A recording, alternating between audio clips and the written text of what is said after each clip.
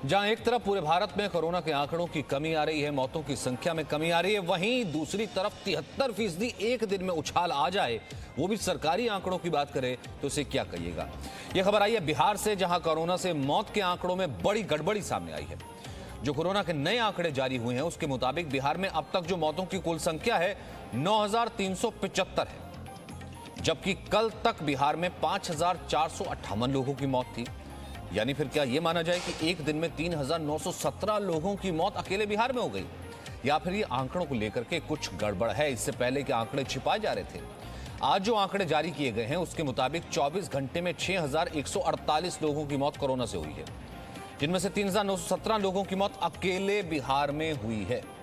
तो बिहार में कोरोना के आंकड़ों के खिलवाड़ की बात कही जा रही है, क्योंकि बिहार में 7, 8, 9 जून को मौत के आंकड़े सैकड़ों में थे, लेकिन 9 जून को यह आंकड़ा अचानक से हजारों में पहुंच गया। तो कैसे मौत के आंकड़े बढ़ गए? मौत के आंकड़ों में आखिरकार इजाफे का कारण क्या है? दरअसल पिछले दिनों पटना हाई कोर्ट ने बिहार सरकार को कोरोना से मौत के आंकड़ों की सही जानकारी देने को कहा था, सही गिनती करने को कहा था। इसके लिए कमेटी भी बनाई गई थी, जिसके बाद 20 दिन का डेथ डाटा ऑडिट किया गया था, जिसमें प्राइवेट अस्पताल और होम आइसोलेशन पर मौतें जोड़ी गई। इस वजह से बिहार में मौत का आंकड़ा एक दिन में अचानक इस तरीके से बढ़ गया।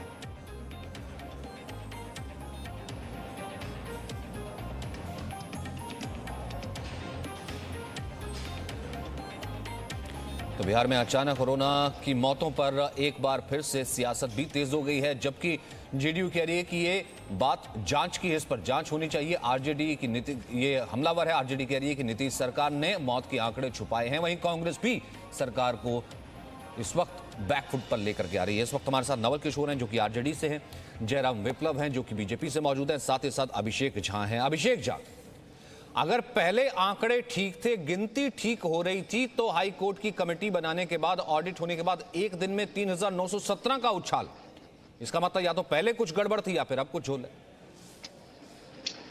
देखिए, बिहार में जो भी मौत के आंकड़े सामने आ रहे हैं, इस पर लोग सवाल उठा रहे हैं, लेकिन सरकार की मंशा पर सवाल नहीं, क्योंकि मैं स्पष्ट कर दूं कि मई के महीने में ही जो स्वास्थ्य विभाग है उसकी तरफ से ऑडिट करने के लिए एक अलग से कमेटी बनाई गई थी। अगर मेडिकल कॉलेजेस की बात करें तो मेडिकल कॉलेजेस पर अधीक्षक, जो वहां के प्रिंसिपल हैं, और जो मेडिसिन डिपार्टमेंट के जो विभागाध्यक्ष है, उनकी कमेटी बनाई गई, तथा अन्य जो जिले हैं वहां पर सिविल सर्जन और असिस्टेंट सिविल सर्जन और उनके द्वारा नामित एक मेडिकल ऑफिसर की एक टीम बनाई गई। उसके बाद लगातार ऑडिट हो रही।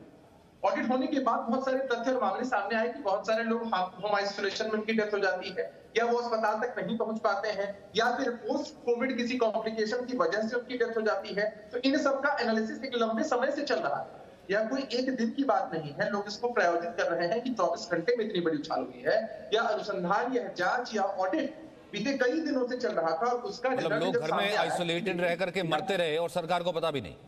इसका मतलब तो फिर यही हुआ ना भाई।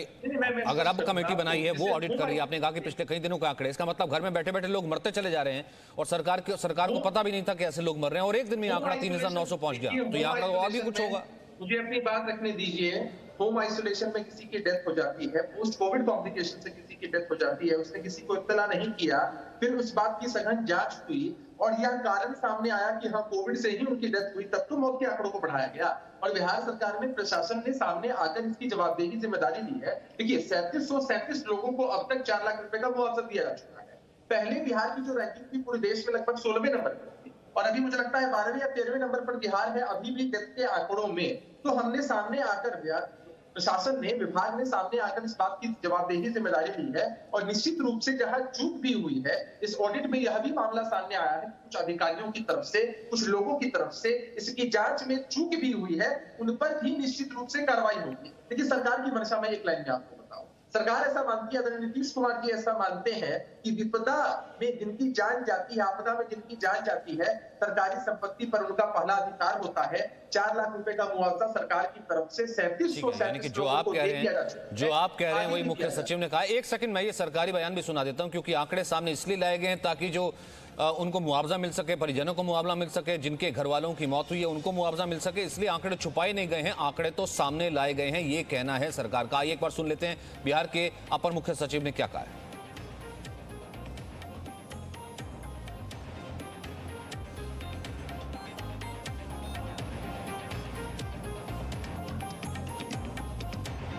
सरकार का तो यही कहना है कि आंकड़े छुपाए नहीं गए हैं, ये लेकर के आए गए हैं, लेकिन इसके ऊपर फिर भी राजनीति जारी है। एक बार देख लेते हैं राजनीतिक बयानबाजी क्या चल रही है। सर भी शर्मा जाएगा इस सब आंकड़े को देखकर। जितनी मौत हुई है बिहार में, जो नदियों में तैर रहे थे लाश, ये साबित करता है कि जो आंकड़े पेश किए गए हैं वो गलत है और उससे 5 गुना नहीं 10 गुना लोग मरे हैं। पैसे का तो घालमेल होता ही है इस सरकार में, आंकड़ों के खेल होते हैं और हमेशा आंकड़ा छिपाया जाता है और फिर उसको उजागर किया जाता है। सरकार ही छिपाती है और फिर सरकार ही उजागर करती है। तो कहीं न कहीं लगता है कि दाल में काला है, पैसे का घोलमाल हो रहा है और बिहार के गाढ़ी कमाई का पैसा लूटा जा रहा है। अनेकों हॉस्पिटल को कोरोना डेडिकेटेड हॉस्पिटल के रूप में घोषणा की थी। उन हॉस्पिटलों से जो डाटा आया होगा तो निश्चित तौर पे वही जो है हम मानेंगे कि उसी से कोरोना से मौत हुई है। बाकी अदर हॉस्पिटलों में जो मौत हुई है, हो सकता है कि उसके संबंध में सही इंफॉर्मेशन नहीं आया हो, तो इसलिए वो आंकड़े में विभिन्नता नजर आ रही होगी। लेकिन सरकार की प्राथमिकता ये है कि सही आंकड़े प्रदेश के सामने आए और जो मरे हुए व्यक्ति हैं उनको जो अनुदान देना है, सरकार उनको अनुदान की घोषणा की है 4.5 लाख रुपए। वो भी प्राथमिकता है कि सरकार की वो उन लोगों को अनुदान दिया जाए। वहीं प्रेमचंद्र मिश्रा का क्या कहना है, एक बार वो भी सुन लेते हैं। बिहार सरकार आपदा में भी जो अवसर ढूंढने वाली बात कही जाती है ना, ये उसी पर चल रही है। आखिर कोरोना जैसे मामले में भी हेराफेरी करते हो। जिन लोगों की मौत हो गई उसके आंकड़े भी छुपाते, फिर कभी बढ़ाते हैं। हाइट हो गई ना। 7 जून तक पटना में मौत का आंकड़ा बता रहे हो 1200, फिर 8 जून को बता रहे तो नहीं 2200। और जो प्रोटोकॉल के तहत दाह संस्कार सरकार ने कराए हैं पटना में, वो 3200 है। आखिर ये हेराफेरी क्यों कर रहे हो? हेराफेरी इसलिए कर रहे हो कि अब तुम 4-4 लाख रुपया मुआवजा देने की बात कर रहे हैं, तो ज्यादा बड़ा आंकड़ा होगा तब तो ज्यादा धनराशि निकलेगी। लेकिन दुर्भाग्य है कि कोरोना जैसे मामले में, जांच के मामले में भी लोन हेराफेरी की 000 करके काल्पनिक टेलीफोन नंबर डाल दिया, क्लेम कर लिया। हम लाखों लोगों का रोज जांच कराते हैं। ये सब फ्रॉड है, पूरा सिस्टम करप्ट है। तो प्रेमचंद मिश्रा ये कह रहे हैं कि देखिए, ये तो आपदा में अवसर तलाशने की बात है और सरकार यहाँ हेराफेरी कर रही है, कहीं ना कहीं इंजस्टिस करी इन लोगों से जिनके घर वालों की मौत हुई है। लेकिन नवल किशोर जी, जैसा कि अभिषेक और सरकार का भी कहना है कि अगर आंकड़े छुपाने ही होते तो फिर अब बताते क्यों? क्योंकि हमारी मंशा तो ये है कि जितने हो सकता है कि वो आंकड़े सामने हैं। बहुत से आइसोलेशन में चले गए, बहुत से नहीं पता लगता कि कौन से गांव देहात में किसी की डेथ होगी। अब ऑडिट हो रहा है, सामने आ रहे हैं, घर वालों को मुआवजा दिया जाएगा। इसमें राजनीति क्यों?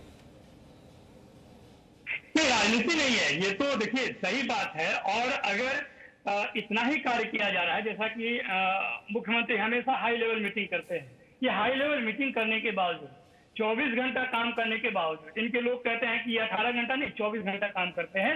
इतना काम करने के बावजूद, इतने महामारी के समय में, इतने विपरीत समय में, अगर सरकार की तरफ से इतनी कोताही बरती जा रही है कि उसको आंकड़ों को ठीक करना पड़ रहा है, तो आंकड़े गलत भी आप ही करते हैं, ठीक भी आप ही करते हैं। अभी भी ये ठीक है कि नहीं, इसमें हम लोगों को संदेह है, पूरे बिहार की जनता को संदेह है। और 13 करोड़ जनता जब देखती है तो उसको लगता है कि ये सरकार जो कि आंकड़ों को छुपाने में दिन रात अपना समय गंवाती है।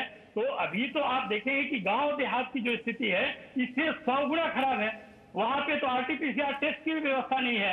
और जो हॉस्पिटल राजधानी में है या बड़े शहरों में है, उस हॉस्पिटल की हालत अगर दयनीय है तो गांव की हालत क्या होगी? तो ये जो बात कही जा रही है ना, ये सिर्फ अपनी नाकामी छुपाने के लिए है। और बिहार सरकार पिछले 1 साल में आप देखे भी होंगे कि जितना 1 साल के अंदर 10 महीने में मौत नहीं हुए हैं, संक्रमण की संख्या नहीं हुआ है, उतना मात्र 1.5-2 महीने में हो गया है। लेकिन नवल किशोर जी, मैं यही तो कह रहा हूँ ना कि अगर सरकार का ये तर्क माना जाए कि अगर छुपाने ही होते फिर तो वो पूरे तरीके से छुपाती ना, कोविड मैनेजमेंट में छुपा देती।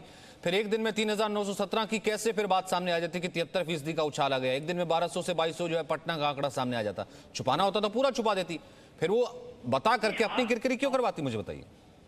नहीं, आप ये देखिए कि सरकार के मंशा पे हाईकोर्ट को भी विश्वास नहीं था। पहले भी आप सीक्वेंस देखिए, अप्रैल के लास्ट महीने से अप्रैल के अंत तक जो उनके अपने काम थे उस पर हाई कोर्ट को टिप्पणी करना पड़ा कि अगर आप नहीं कर सकते हैं, आपका हॉस्पिटल व्यवस्था नहीं ठीक हो सकता है, तो हम आदमी को दे देंगे। क्या सरकार है या नहीं, इस पर सवाल कर रही थी। तो हाईकोर्ट की कठोर टिप्पणी और उनके हस्तक्षेप से सरकार अगर आएगी तो आंकड़ों में तो होगा ही, क्योंकि आंकड़ों में हेराफेरी तो ये रोज कर ही रहे हैं। लेकिन जो दूसरी संस्थाएं हैं, हाईकोर्ट है, उसके इंटरवेंशन से अगर ये जो बदलाव या ये काम के लिए बाध्य हो रहे हैं, वही यही है। अदरवाइज तो नीतीश कुमार जी इसमें माहिर हैं, और यह जो 15 साल में कुछ ऐसा काम नहीं कर पाया जो गिना सके कि वो 15 साल पहले चले जाते हैं, 20 साल पहले चले जाते हैं। आप देखेंगे कि हॉस्पिटल की जो अवस्था और व्यवस्था दोनों कितना विपरीत परिस्थिति में था। ये जानने के बावजूद भी हम मानते हैं कि अगर शुरुआती दौर में पिछले साल में अगर कोई दिक्कत नहीं हुआ तो आपके पास 1 साल समय था, आपने क्या किया? हॉस्पिटल में ऑक्सीजन के लिए 10 साल से ऊपर तो राज आप भी करके गए ना। जो 1 साल का हिसाब आप अगर मांग रहे हैं कि 1 साल में ऐसी अर्थव्यवस्था क्या कर दी कि यहाँ पर लोग मरते चले जा रहे हैं, तो कुछ तो जिम्मेदारी पिछली सरकारों की भी रही होगी ना। मैं तो ये कह रहा हूँ। और उन लोगों के लिए क्या, उन लोगों का क्या जो ये कह रहे हैं कि उनका आंकड़ा या फिर उनका जो परिजन है वो किसी लिस्ट में नहीं आया। जयराम विप्लव, आप जवाब दे दीजिए, फिर उसके बाद वापस आता हूँ। देखिए सचिन, इस विषय पर आज चर्चा हो रही है क्योंकि बिहार सरकार ने कुछ छुपाया नहीं, बल्कि आंकड़ों को संशोधित रूप में जो जानकारियां और अपडेट हुई उसको जनता के और दुनिया के सामने रखा। साथ ही इसकी सराहना भी होनी चाहिए क्योंकि इसका बेनिफिट उन पीड़ित परिवारों को भी मिलेगा। 4 लाख रुपए तक मिलेंगे। साथ ही प्रधानमंत्री जी की ओर से जो एक योजना चली थी कि जिन परिवारों के बच्चे उनको 23 वर्ष स्टाइपेंड मिलेगा, उसको सहायता राशि दी जाएगी। तो इस प्रकार से इसको देखने की आवश्यकता है। रही बात, हमारे साथी कह रहे थे ये सब कुछ हाईकोर्ट के कारण, उनके डर के कारण हुआ, तो इनका यही तर्क केंद्र सरकार के योजनाओं को लेकर के भी रहा। जब बीते दिनों प्रधानमंत्री जी ने राष्ट्र के नाम संबोधन में सारे इनकी आशंकाओं को, भ्रम को ध्वस्त करते हुए पूरे देश को मुफ्त टीका लगवाने की व्यवस्था की घोषणा की, तब भी इन्होंने यही कहा कि ये सब तो डर से हो रहा है, दबाव में हो रहा है। देखिए, इसको इस रूप में लेना चाहिए कि राज्य सरकार छुपा नहीं रही है, बल्कि आगे बढ़ चढ़ करके जो सच्चाई है नहीं, लेकिन जयराम विप्लव बताया भी तो तब ना, जब हाईकोर्ट कह देती है कि हमें यकीन नहीं है, हाईकोर्ट कमेटी बना देती है, उसके बाद ऑडिट हो जाता है और सरकार को पता भी नहीं कि लोग मरते चले जा रहे हैं, भले आइसोलेशन में मर रहे हो, भले आम गांव देहात में मर रहे हो, लाशें तो मिल रही थी ना। पटना में भी हमने देखा, नदी में भी हमने देखा। तो इसका मतलब तो ये ना कहीं ना कहीं व्यवस्था तो पूरी चरमरा गई थी, मालूम ही नहीं था सरकार को। इस कारण से एक दिन में 73% का उछाल। सचिन भाई, निश्चित तौर पे ऑडिट होना चाहिए था और बहुत सारी चीजों का ऑडिट भी हमने देखा। दिल्ली में ऑक्सीजन ऑडिट की बात थी तो कैसे सरकारें पलट गई अपनी बातों से, ये सब चीजें जानते हैं। लेकिन आप एक विषय इसमें और ध्यान देने की आवश्यकता है। हमारे आरजेडी के जो मित्र कह रहे थे कि सरकार की व्यवस्था कहाँ थी और ये सारी चीजें। देखिए, एक बिहार को लेकर के आप तमाम लोगों ने खबरें दिखाई है, हर चैनल ने बताया है और सोशल मीडिया में भी खबरें। आज के दिन भी बिहार के बहुत सारे क्षेत्रों में ऐसे भ्रम फैलाए गए हैं कि लोग टीकाकरण से भाग रहे हैं, लोग जांच से इनकार कर दे रहे हैं। मैं कई ऐसे प्रत्यक्ष उदाहरण मैंने भी देखा है जहां हमने लोगों के लिए मेडिकल टीम भी भेजी तो उन्होंने जांच से इनकार कर दिया। तो ये सारे भ्रम की स्थिति जो विपक्ष और इनके नेताओं ने पैदा की थी, जो लोग कह रहे थे कि ये भाजपा की वैक्सीन है, आज कह रहे हैं कि ये केंद्र की वैक्सीन है इसलिए हम लगवाएंगे। ये जो पूरा भ्रम का वातावरण बना था, उससे भी बहुत सारे लोग सामने आकर के एज ए कोविड जांच कराने को तैयार नहीं थे, इसलिए आंकड़ों में विलंब होना स्वाभाविक सी बात है। ठीक है, अभिषेक जवाब दीजिए। निश्चित रूप से देखिए, जो डेथ हुई है वो स्पेसिफिकली कोविड से डेथ हुई है कि नहीं, इस बात का अनुसंधान। ऐसा है नहीं कि डेथ हुई है और किसी को इस बात की जानकारी। लेकिन अभिषेक एक चीज तो मानेंगे, अभिषेक एक चीज मानेंगे कि कहीं ना कहीं जो व्यवस्था थी, आंकड़ों की जो व्यवस्था थी, गिनती की, या फिर जिस व्यवस्था पर रिलाई किया जा रहा था उसमें और ऑडिट के बाद ये जो आंकड़े हैं, उन दोनों के बीच में कहीं ना कहीं चूक थी, लैग था। सचिन और ये जी, सरकार का ऑडिट फेलियर है, इसकी नहीं जिम्मेदारी करवा कौन लेगा? फिर जिम्मेदारी तो सचिन सरकार ही जी, लेगी ना, ये व्यवस्था ही लेगी। जिम्मेदारी निश्चित रूप से प्रशासन में इतनी हिम्मत है, महकमे में इतनी हिम्मत है कि सामने आकर उसने जिम्मेदारी ली है। और मेरा एक छोटा सा सवाल है कि ऑडिट आखिर किसने करवाया? ऑडिट भी तो सरकार ने ही किया, विभाग ने ही किया। और ऑडिट होने के बाद सारे तथ्य जब हमारे सामने आए हैं, उसके पीछे सरकार की मंशा स्पष्ट है कि अगर किसी की डेथ कोविड की वजह से होती है तो वैसी परिस्थिति में सरकार के द्वारा जो भी सहायता मिलनी है, 4 लाख रुपए की राशि मिलनी है या फिर केंद्र की सरकार की तरफ से जो भी मदद मिलनी है, वह सब उनके परिजनों तक पहुंच जाए। सरकार की मंशा में खोट नहीं है। लेकिन विपक्ष के लोग इस मुद्दे को क्यों भजा रहे हैं? जरा समझिएगा कि विपक्ष के लोग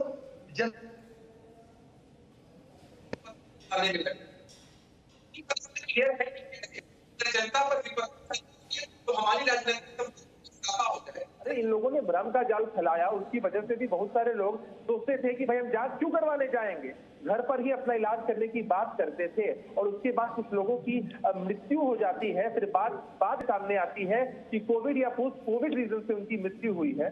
तो कहीं ना कहीं उनके परिजनों तक मदद पहुंचे, यही सरकार की स्पष्ट मंशा है।